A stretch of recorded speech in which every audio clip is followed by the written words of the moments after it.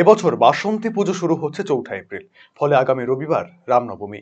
এই উৎসবকে কেন্দ্র করে কালিয়াগঞ্জ শহরকে গেরুয়া পতাকায় সাজিয়ে তোলার কাজ চলছে জোর কদমে। প্রতি বছর কালিয়াগঞ্জের রামনবমী উৎসব কমিটির উদ্যোগে মণিবাগ পাড়ায় অবস্থিত প্রতিবাদ ক্লাবের আমবাগান মাঠে রামলালার পুজো এবং গীতা পাঠের আয়োজন করা হয়। পাশাপাশি বর্ণাঢ্য শোভাযাত্রার আয়োজন করা হয় শহরে। সেই শোভাযাত্রা কালিয়াগঞ্জ শহর পরিক্রমা করে। এই উপলক্ষে গোটা উৎসবের প্রস্তুতি নিয়েছেন উদযাপন কমিটির সদস্যরা।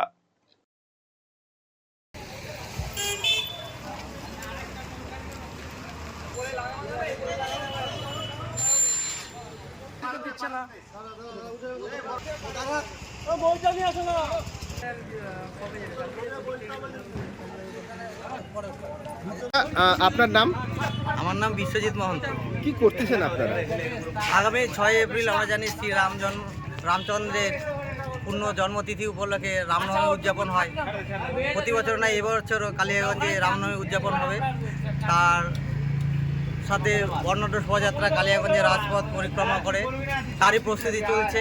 গোটা শহরকে গেরুয়া পতাকাময় করে তোলার জন্য সবাই মিলে আমরা আজকে এই কাজ করছি। এত আগে থেকে কেন? রামনবমী তো অনেকটা দেরি আছে, আগে থেকে প্রস্তুতি। প্রতি বছরই আমরা ওই রামনবমীর 3 দিন আগে করতাম, কিন্তু যখন রামনবমী পরে আমরা যখন অনুষ্ঠানে পরে যখন আমরা পর্যালোচনা করি, তখন অনেকের ইচ্ছা যে আমাদের এই পতাকা যদি 10 দিন আগে থেকে শহরের মধ্যে থাকে, তাহলে আমাদের কাজের উদ্যোগ বাড়ে। শহর